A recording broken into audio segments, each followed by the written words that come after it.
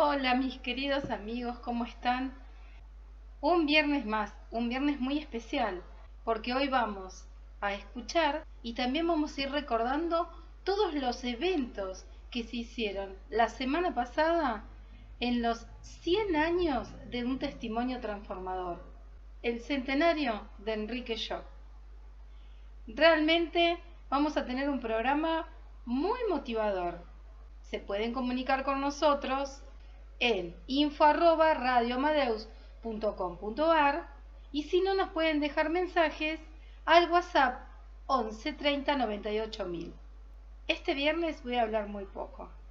¿Por qué? Porque hay mucho material que quiero brindarles y quiero que compartamos para que ustedes puedan escuchar todos los eventos que fueron realizados la semana pasada. La semana de 100 años de un testimonio transformador. ¿Se acuerdan que les habíamos contado que la Asociación Cristiana de Dirigentes de Empresa ACDE, junto con la Acción Católica, la Armada Argentina y la Universidad Católica Argentina, iban a realizar distintas celebraciones en homenaje al centenario del natalicio del siervo de Dios, empresario y padre de familia Enrique Shaw? Se realizaron ciclos de conferencias, también se llevó a cabo las actividades online y la celebración de las misas que se realizaron al aire libre. Vamos a ir recordando paso a paso todos estos eventos. Vamos a comenzar con el evento que realizó la Asociación Cristiana de Dirigentes de Empresa el viernes 26. Enrique Shaw, hombre de empresa, padre de familia y persona de fe. Fue un encuentro virtual. Los expositores eran Gabriela Bardín, Luis Pérez Compán, Silvia Correale, Daniel Herrero, Sergio Kaufman, Marcelo Paladino, Gonzalo Tanoira y el padre Juan Miguel Shaw, hijo de Enrique Shaw, y moderó el encuentro Sergio Rubín. Vamos a escucharlos. Uno recuerda brevemente aquel almuerzo de 1997, donde el cardenal Jorge Mejía sorprendía haciendo una propuesta en el almuerzo mensual de ACDE, a todos los miembros de ACDE, para abrir una causa de canonización de Enrique Shaw. A partir de allí, los que desconocíamos quién era realmente Enrique Shaw, nos pusimos a estudiar. Hubo una nota muy grande en aquel momento, recuerdo, en Clarín, que preparamos, que hicimos, y a partir de allí nos metimos de lleno en conocer a este hombre realmente extraordinario. Le voy a pedir justamente para conocer un poquito más y de cerca esta personalidad tan fascinante, que nada menos que uno de sus hijos, el padre Juan Miguel Shaw, nos cuente algo de qué recuerda de su padre. Es el quinto de los 9 hijos de Enrique Shaw, es sacerdote de la prelatura del Opus Dei, tiene una serie de antecedentes. Yo menciono dos que me parecieron, además de todos sus estudios teológicos, muy interesantes. Licenciado en Economía y además doctor en Filosofía, pero además fue ordenado en el 78, desde 1979 está en África. Está un poquito lejos, ¿no? Está en Kenia, allí desarrollando su tarea pastoral. Padre Juan Miguel, una brevísima pincelada de su padre, por favor. Ok, bueno, gracias Sergio. ¿Me escuchás bien? Espero. Okay. No, lo que puedo decir es que mi padre, papá, me quería muchísimo.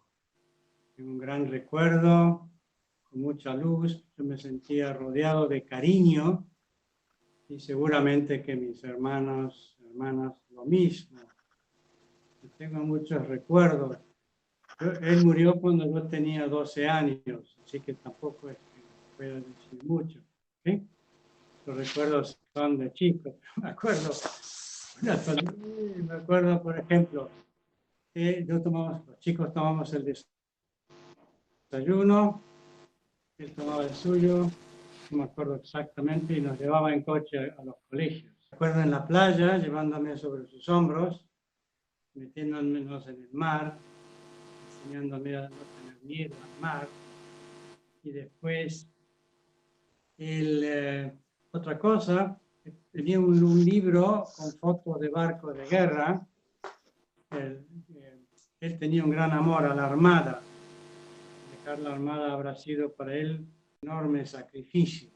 Ya tenía pasión por el mar.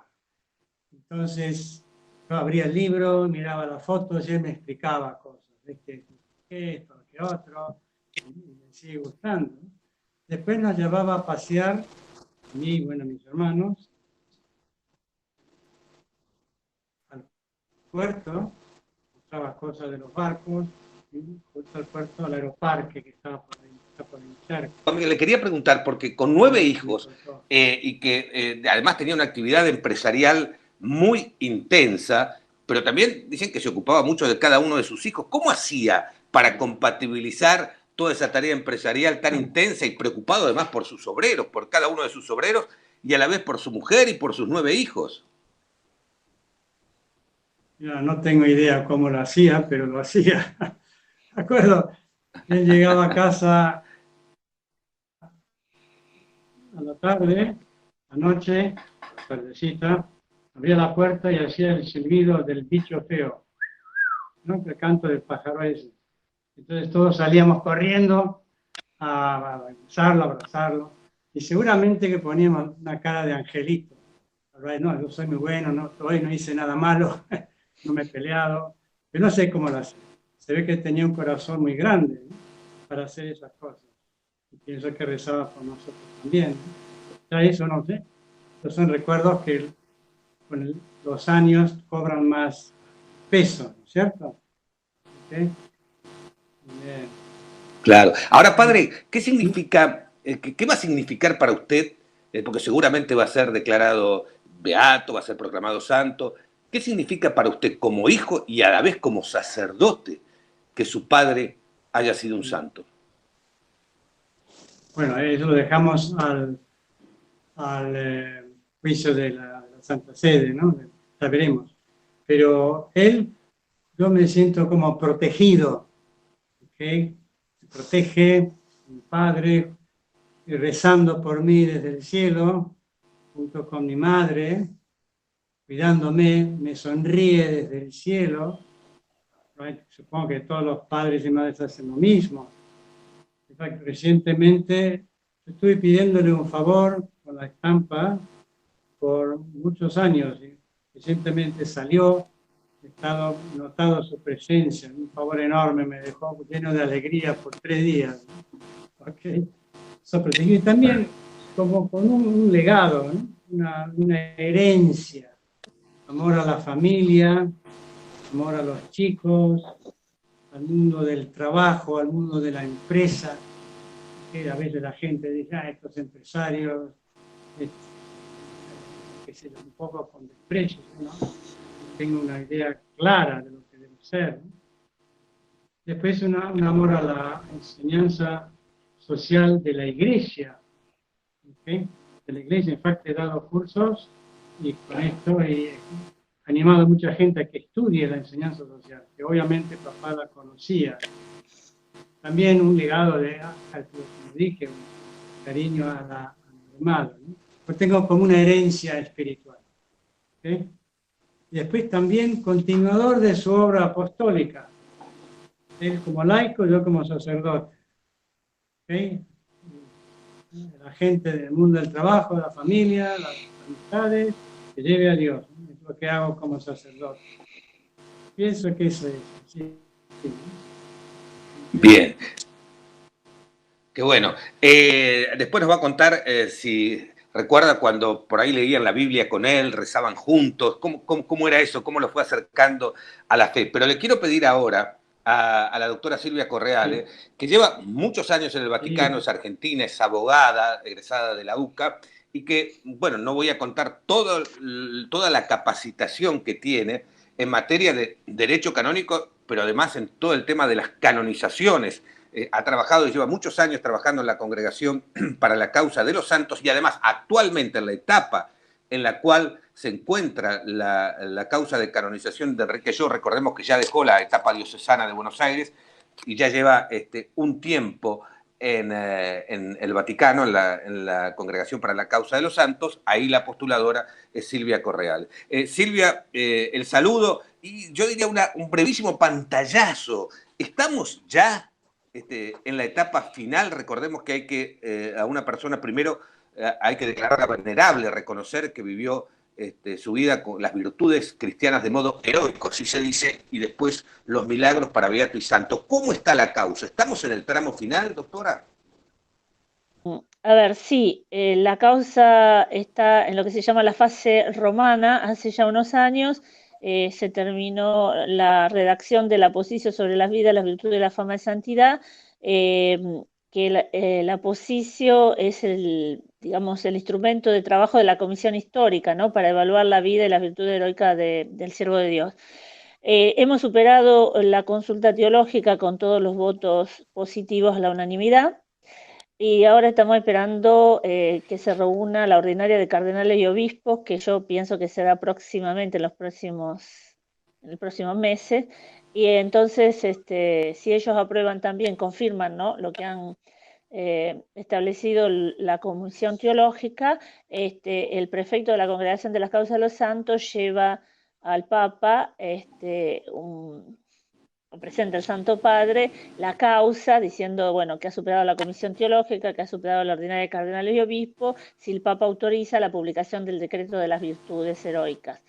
Si el Papa dice que sí, bueno, ese día se comunica a la sala estampa Vaticana, la sala de prensa vaticana, sería en español, da conocimiento de esta autorización del Papa y promulga, ¿no?, el día de la promulgación.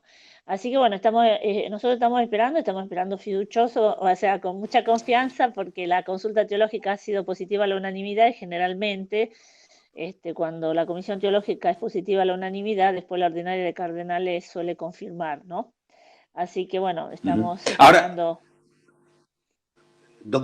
Ahora, doctora, la pregunta es esta. ¿Cómo se vio en la congregación? Usted tiene mucha experiencia ahí en esa congregación.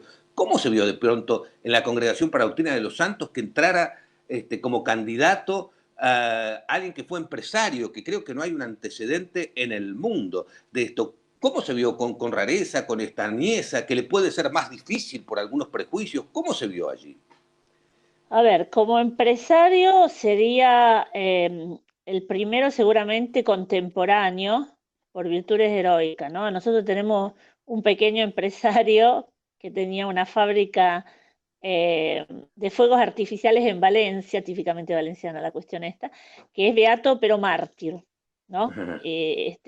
Pero empresario por virtud heroica, que es ya un poco más complicado, porque tenemos dos causas, dos beatos empresarios valencianos, uno de una fábrica de fuego artificial y otro de una fábrica de cerámica, pero es por martirio durante la persecución religiosa. Por virtud heroica, efectivamente, hasta donde yo sé, hay solamente uno de finales del siglo pasado, inicio del XX, pero como figura contemporánea seguramente, hasta donde yo sé, es el único, ¿no? Y efectivamente es una gran alegría también para la congregación, para los superiores de la congregación, saber que también el Señor ha obrado en un fiel laico que se ha dedicado al mundo de la economía, de la empresa. Me acuerdo cuando estábamos terminando de redactar la posición, ya estábamos en la fase final hace un par de años atrás, el relator de la causa estaba ya, como diciendo, evaluando la última parte, que era la de los escritos, ¿no?, de Enrique. Y después cuando lo fui a retirar para ver si había alguna observación, si había algo que reducir, algo que ampliar, me dice, era un santo. Le digo, sí, claro, si no fuera un santo no le hacíamos la causa, ¿no? Pero me lo dijo como admirado de que un empresario pudiera tener ese grado de espiritualidad, de vida de oración, de compromiso, ¿no?, apostólico, con esa pasión, ¿no?, con esa dedicación que parece plena, ¿no?, total, ¿no? Entonces fue una cosa que lo maravilló muchísimo, muchísimo. El relator, un sacerdote, así que se quedó admirado de que un laico pudiera haber vivido de esa manera y haber escrito las cosas que había escrito, ¿no? Así que bueno, eso fue para mí, Ah, una gran consolación, una gran alegría también. Doctora, decíamos recién que lo primero es que sea declarado venerable, parecería ser que eso está muy cerca, pero después, como todos sabemos, o los que estamos en esto, hace falta que se confirme que Dios obró un milagro por su intercesión, en general que es una curación científicamente inexplicable, un milagro para que sea declarado beato y con un segundo milagro declarado santo. ¿Qué es lo que se puede decir? ¿Cómo está el primer milagro para que sea declarado beato? Bueno, fue instruido en Argentina,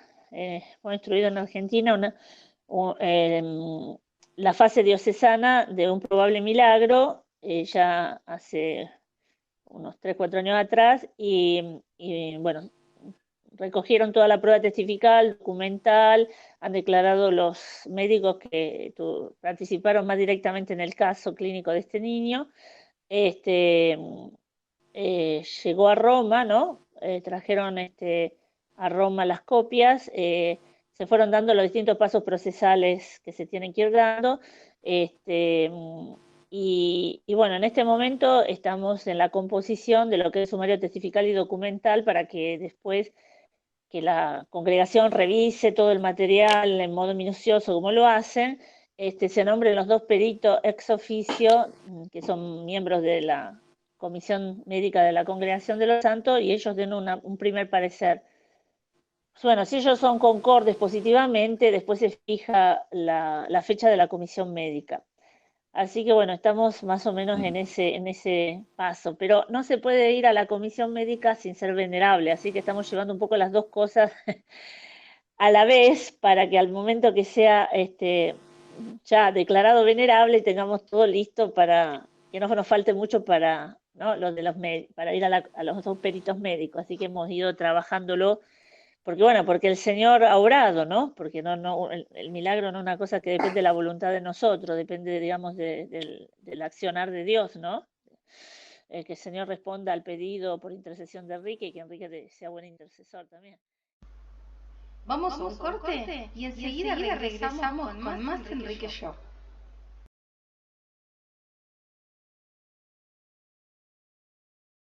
¿Qué mejor que escuchar a Facundo Arana? Facundo Arana, el actor, relata la historia de Enrique Shaw, fundador y primer presidente de la Asociación Cristiana de Dirigentes de Empresa ACDE. Participó en la fundación de la Universidad Católica Argentina. Fue presidente nacional de la Acción Católica Argentina y referente del desarrollo social inclusivo en el mundo del trabajo.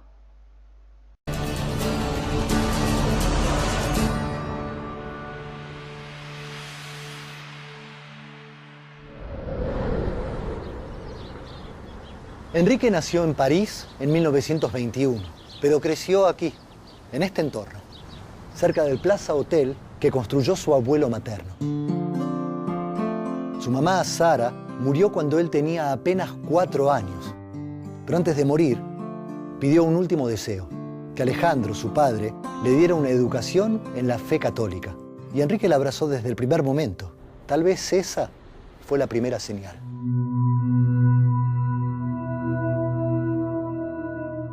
Desde chico, teniendo una devoción eucarística, rezando y encomendándose a Dios, y yo creo que sin duda es por los genes de su madre y también su tío, el padre Adolfo Torkins, que era sacerdote salesiano. Enrique estudió en el Colegio La Salle de Buenos Aires, donde se destacó como un alumno sobresaliente, y a sus 14 años decidió ingresar en la Escuela Naval Militar. A su padre no le gustaba la idea de una carrera militar. Quería que su hijo se preparara para dirigir las empresas familiares. Pero Enrique tenía un objetivo. Quería fortalecer su carácter para cumplir una misión que intuía, aunque todavía no la tenía muy clara, y sentía que esa experiencia podía ayudarlo. En los cursos era un tipo destacadísimo, 2 o 3 años menos que los demás, y rápidamente lo superaba, era un tipo distinto. Enrique amaba leer, y un día en el verano de 1939, casi por casualidad, se cruzó con un libro que le cambiaría la vida. Un libro que hablaba sobre el rol y las responsabilidades del hombre cristiano. Todos los santos se adelantan a los tiempos, y creo que la doctrina social de la Iglesia iluminó a Enrique Lloba, el siervo de Dios, para plasmar su trabajo también como un compromiso social y de desarrollo y dignidad para todos.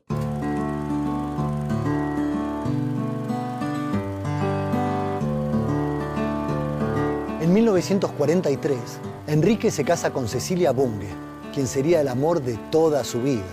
Y en 1945, habiendo hecho un notable recorrido en la fuerza, pide su baja y se aboca a lo que su fe le estaba señalando: llevar el Evangelio a donde fuese necesario. Decide ser empresario porque quiere ayudar a su gente.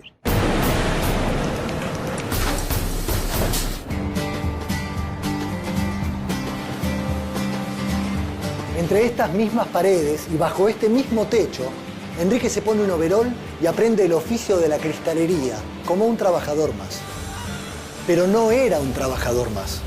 Estaba capacitado para ponerse al frente de la empresa y llevarla hacia un lugar mejor. Y así, paso a paso, escala posiciones y por mérito propio llega al cargo de gerente general. Un gerente singular que es muy exitoso en su gestión, pero que está siempre al lado de los trabajadores. Yo trabajé de muy joven en Cristalería Rigolo, entré a los 16 años. Cuando nos conocimos a nivel personal, vinculados también por una línea espiritual, pudimos discutir muchas veces. Pero él a su vez tenía un gran deseo de decir: la empresa tiene que ser una comunidad de personas. Él tenía una visión que dicen que es propia de los marinos. Se puede decir que en un barco todos navegan juntos, todos tienen que remar juntos. En los 16 años que él trabajó en Rigoló, impuso pautas de trabajo, vínculos relacionales en la empresa que fueron diferenciales. Enrique mismo promovía y era muy consciente que la innovación de la empresa muchas veces venía desde abajo, desde las mismas personas que estaban en el día a día de la fábrica, del proceso, de la máquina. Responsabilidad social empresaria, un término que se empezó a utilizar hace poco tiempo, ya era algo que estaba muy impregnado en su estilo de liderazgo. Enrique sentía que la empresa era una comunidad de vida, en la que todas las personas son importantes. Conocía a todos sus colaboradores, casi 4.000, y sabía escucharlos. Él dejaba la comodidad de su oficina para ir a los hornos, para ir a las plantas, sabía de su vida, de su familia, de los problemas que tenía, los escuchaba. Que un empleado esté feliz, para Enrique significaba, más allá de su rol como empresario, como su rol como cristiano, él se sentía realizado. Muchas veces se dice que era un místico de traje y corbata dirigiendo una empresa. Enrique fue un empresario que inspiró e incomodó. Pero no fue solo eso. También fue un gran hombre de familia, un pensador, un motor imparable que ayudó a poner en marcha la Universidad Católica Argentina, una enorme cantidad de emprendimientos sociales, y hasta fue uno de los fundadores de ACTE, la Asociación Cristiana de Dirigentes de Empresa, de la que además fue su primer presidente.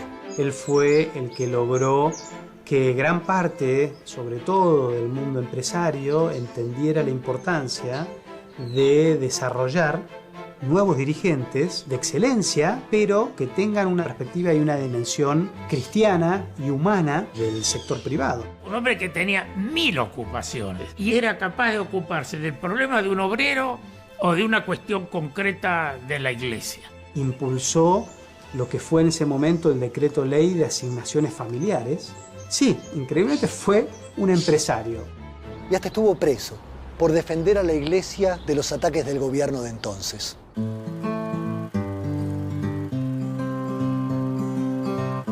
Cuando yo era chica no me daba mucha cuenta.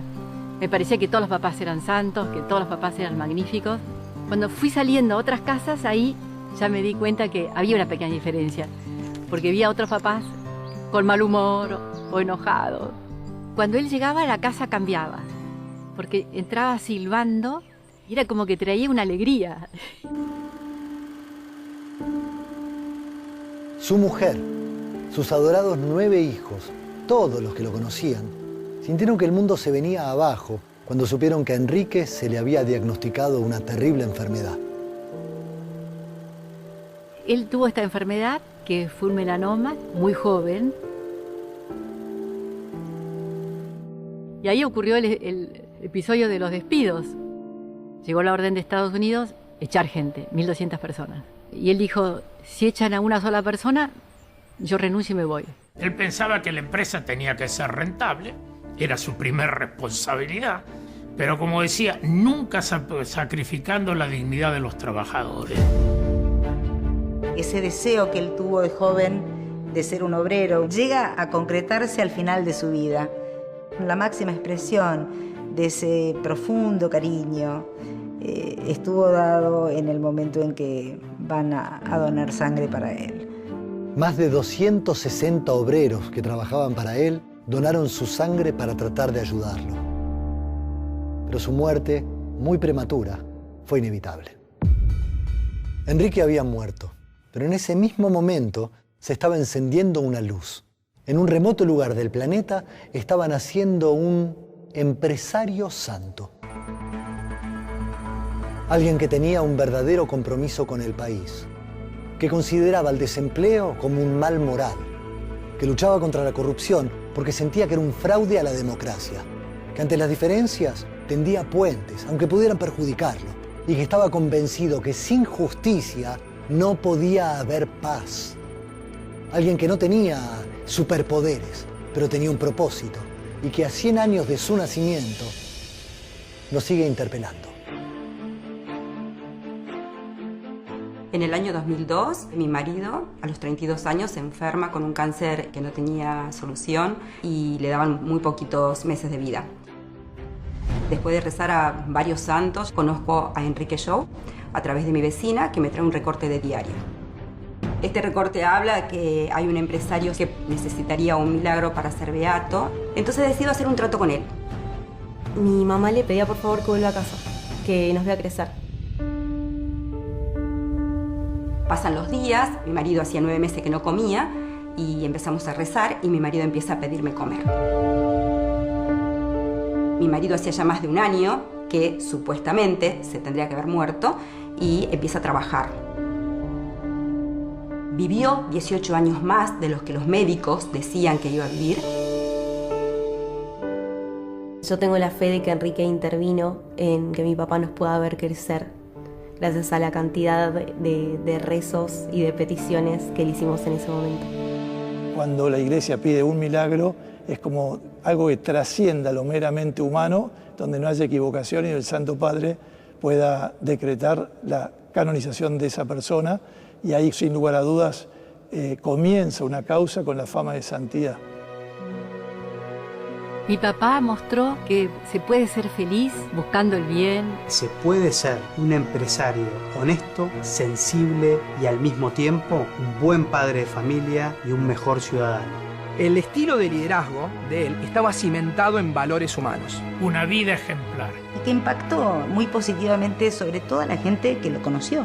Pudo decir en sus últimas palabras que moría muy feliz porque podía por fin decir que había hecho felices a los demás. Como dicen las Escrituras, todos estamos llamados a ser santos.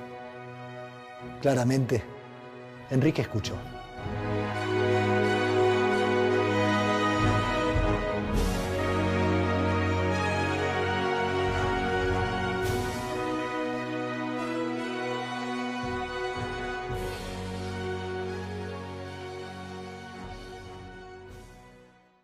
Dentro del programa también se encontraba el jueves 25 la Universidad Católica Argentina realizó Enrique Shaw su presencia en la UCA y el humanismo cristiano, y como expositores estuvieron el presbítero Gustavo Bosquín, Silvia Correale y Monseñor Víctor Manuel Fernández.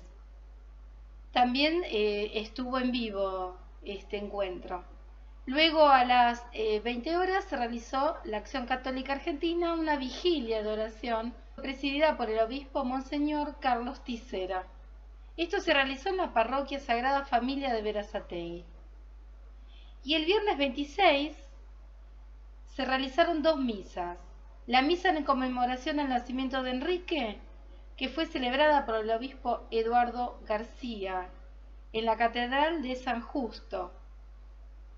Y también se realizó a las 20 horas la misa celebrada por el cardenal Mario Poli en la iglesia Nuestra Señora del Pilar. Vemos el evento que realizó la Asociación Cristiana de Dirigentes de Empresa el viernes 26. Bueno, muy buenos días. Mi nombre es Silvia Stang, soy periodista del diario La Nación y tengo el privilegio de estar en esta actividad, en este panel donde vamos a escuchar a ejecutivos de empresas hablando dentro del marco de estas reflexiones que queremos hacer, que queremos escuchar sobre Enrique Jou y sobre todo sobre sus valores de vida, sobre sus valores al desarrollarse él como un ejecutivo dentro del mundo productivo, dentro del mundo de las empresas y de la economía. Hay una frase que estaba en el video de inicio que yo tomé, que él consideraba el desempleo como un mal moral, y nos interpela un poco a todos, ¿no? Como ciudadanos, a uno como periodista, pero creo que a cada uno desde su rol. En el primer eje de esta conversación hablamos un poco de la inversión privada como motor de desarrollo, pero yo quería puntualizar también como motor de desarrollo y como motor de los aportes que se pueden usar un poco para mejorar la calidad de vida de las personas y de la sociedad. Por eso quería invitarlos a compartir, en primer lugar, a Gabriela, si les parece, cuáles son las motivaciones personales, qué es lo que los mueve un poco a desarrollar la actividad de todos los días, y cómo les influye también, obviamente, el contexto que vivimos. Somos una compañía muy centrada en el empleado, donde realmente, y conectaba mucho con parte del video de Enrique, donde hablaban de cómo a él le importaba a cada empleado. Nosotros somos una compañía donde la gente crece desde adentro, muchos tenemos 15, 20, 25 años, y donde se valora mucho al empleado y a su familia y a las comunidades en las que el empleado está, y mucho de nuestro trabajo tiene que ver con eso, cómo mejoramos la calidad de vida también de nuestros empleados, de sus familias, de las comunidades en las que viven. Por ejemplo, ayudamos a más de 7 millones de personas con productos que regalamos, con contribución financiera, y todo esto lo fuimos haciendo con diferentes ONGs con las que trabajamos, Banco de Alimentos, Cruz Roja Argentina y la Fundación Caminando Daniel, Juntos. te doy la palabra. Supo también tiene que ver con algunas cosas que decía Gabriela, el tema de cómo se puede aportar a cuidar, a hacer una sociedad más inclusiva y a cuidar también nuestro medio ambiente, ¿no? Hoy se habla bastante de la economía de triple impacto, un concepto que surgió hace unos años. ¿De qué manera se puede aportar a ese triple impacto? Bueno, yo creo, desde el lado personal, creo que la gran motivación es crecer de manera sustentable, ¿no? Y eso implica también cuidar todos los sectores y crecer un poquito, como decía Gabriela, de manera equilibrada con la comunidad que uno convive, hacer esa figura del ciudadano corporativo que trabaja para el desarrollo conjunto. Y en ese desarrollo conjunto de la imagen de Toyota, nosotros por norma no despedimos gente por situaciones económicas, cosa que lo venimos haciendo desde que estamos en la Argentina. Y entonces ahí va, y un poquito alineado con el mensaje de Enrique Jou, ¿no? Si yo tengo que decir, y lo he dicho en todos lados, cuál es mi placer más grande o la alegría más grande, es generar un puesto nuevo de trabajo. Un puesto nuevo de trabajo genera cambiarle la dignidad a la persona, genera darle futuro y motivarlo para que siga hacia adelante. Entonces creo que el mundo está cambiando, vamos a un capitalismo sustentable y uno tiene que entender que ya la responsabilidad de la compañía excede al solo hecho de generar producción, generar ganancias y pagar impuestos, y pasa a tener un rol social importante. Sergio, también además de la pregunta sobre tus motivaciones y la gestión en general, te pregunto también cómo se hace y cómo se puede hacer desde la tecnología y la innovación para aportar a la inclusión social. Un punto, parece que con Daniel y Gabriela hubiéramos hilado, entonces yo tenía mis notas y la verdad que, incluso siendo el evento muy centrado en Enrique Jou, estuve leyendo mucho, que me di cuenta que conocía poco y hasta me imaginé charlando con él en muchas cosas y poniéndome de acuerdo. Eso creo que es una linda experiencia. Y hay dos o tres cosas que yo tomé. Primero, el concepto de dirección de empresas como una fuerza de bien. y hasta me imaginé titulando eso, el rol de cualquiera de nosotros liderando una empresa, ¿no? Primero está la fuerza del bien, después vendrán otras cosas que son medios para esa fuerza del bien. Y creo que es un concepto muy ecuménico, no importa tu religión, o seas laico religioso o ateo, el concepto de bien creo que es algo que comparte casi todo el mundo. Y el segundo concepto que me gustó mucho es que para poder distribuir más, y está claro que la sociedad tiene desigualdades grandes que hay que trabajar, que no podemos aislarnos de eso, y tenemos probablemente que ceder muchas cosas alrededor de eso, pero para poder distribuir más hay que producir más, ¿sí? Entonces, centrar las discusiones alrededor de cómo hacemos más, un poco como decía Daniel, en todas las oportunidades que tiene Argentina de crecer, y no en esa discusión casi fratricida, ¿no? De ver quién se queda con un pedazo de algo, en vez de discutir como las sociedades más avanzadas, cómo hacemos juntos y de manera honesta para todos para hacer que las cosas sean más grandes. Entonces, un poco cómo veo a la Argentina, y como Daniel, o sea, para mí es un mar de oportunidades. Y si uno mira un poco más allá de la niebla de corto plazo, que todo el tiempo nos embarcamos y parece que hasta disfrutamos de estar en esa niebla, hay oportunidades gigantescas, sobre todo por la gente. Decís como la tecnología, yo tengo trabajando, vale para Argentina, para Chile, Colombia, tengo 2.000 personas en Colombia, 3.000 en Chile y 10.000 en Argentina.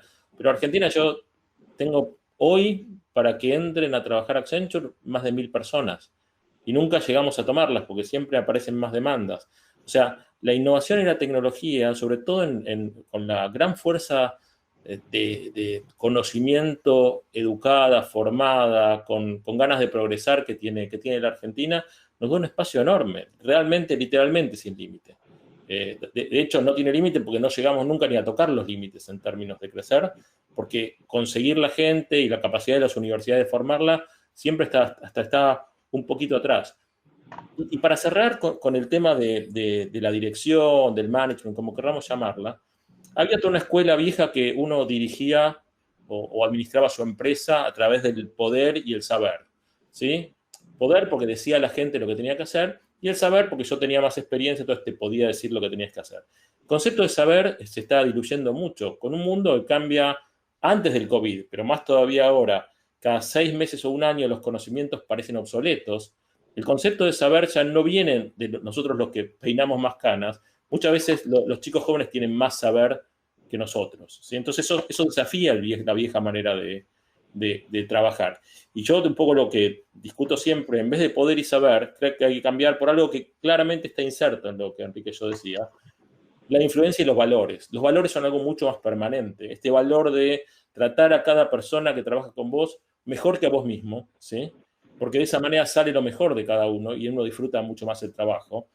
Y no el poder por el poder, que las generaciones nuevas claramente no viven bien en esa situación, sino la influencia, ¿sí? Y la influencia trasciende incluso la vida de cada uno o el rol de cada uno como presidente de una empresa o lo que fuera.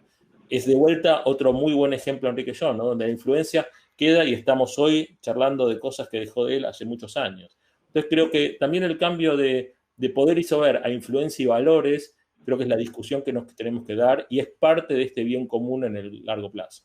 Y hablando un poco del mundo académico, que algo comentabas, y esto del poder y saber y los valores, también le traslado ahora la inquietud a Marcelo Paladino para ver cómo lo vive él, que está tan vinculado al mundo justamente de la academia. Sí, gracias. Hace casi 40 años que estoy en el mundo de la academia, después de haber estado en el mundo de la industria varios años, y hoy también estoy en el mundo de la empresa, porque manejo una empresa familiar agroindustrial en el interior. Lo que se está hablando en este panel es muy interesante, porque en el fondo es el sentido de trascendencia, es salir de la discusión del contexto económico, la empresa, la renta y todo lo demás. Y debe ser por la edad, por la familia, por los años transcurridos, por haber tenido una vida, digamos, intensa, como ustedes, por los años que nos ha tocado vivir desde que entramos en la adolescencia hasta acá, desde la década de los 70 hasta acá.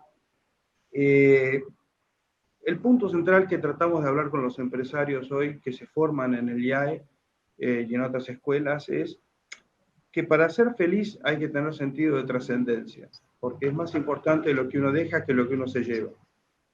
O sea, y lo que ustedes están hablando es que dejan familias, dejan gente trabajando, dejan oportunidades, dejan esperanza. Y ese creo que fue uno de los grandes secretos de Enrique Llo. Es decir, él trabajaba para la trascendencia, digamos, no como estrategia personal, pero lo que hacía era trascendente.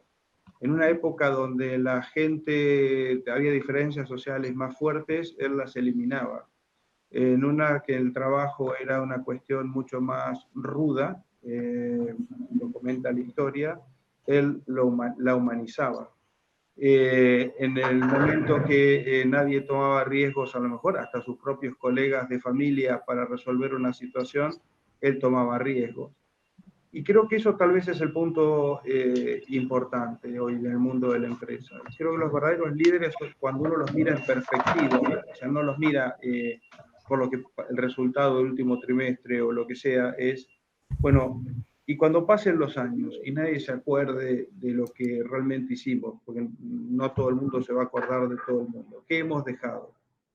Y si hemos dejado gente con valores, si hemos dejado gente con esperanza, si hemos dejado gente que aprendió a hacer cosas, yo creo que eso es el gran fruto que uno se lleva, ¿no? En el fondo, creo que el planteo de Enrique Llo, el otro día leía justo, releía un libro, A Middlemarch, de George Eliot o Mary Ann Evans, que es muy interesante porque dice que no es una cita que viene digamos, del Papa o lo que sea, sino una cita puramente humana. Dice, si no han sido las cosas tan malas para ti, se debe en parte a que muchos que vivieron fielmente una vida oculta y descansan en tumbas no frecuentadas hicieron algo. Y este tal vez es el punto también que nosotros tratamos de situar al hombre de empresa. O sea, no estamos para el éxito, no estamos para la revista. Estamos para dejar cosas y hacer como hacía Enrique, creo que también, agradecerle a Dios la oportunidad de que podemos hacer cosas y donde otros no tienen la oportunidad de hacer las cosas que nosotros hacemos.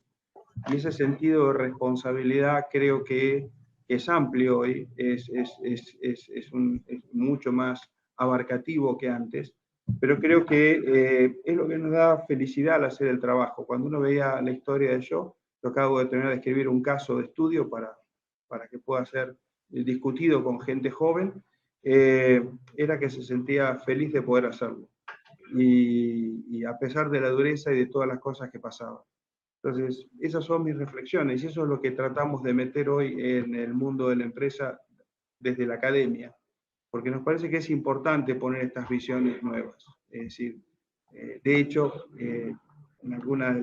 para alguna de estos trabajos hay que traer gente, si quieren, de distintas religiones y hasta gente de la filosofía, porque si no entendemos para qué estamos, es muy difícil hacer las cosas bien. ¿Qué les parece si vamos a un corte? Enseguida volvemos, muy pronto, con más Enrique Llo.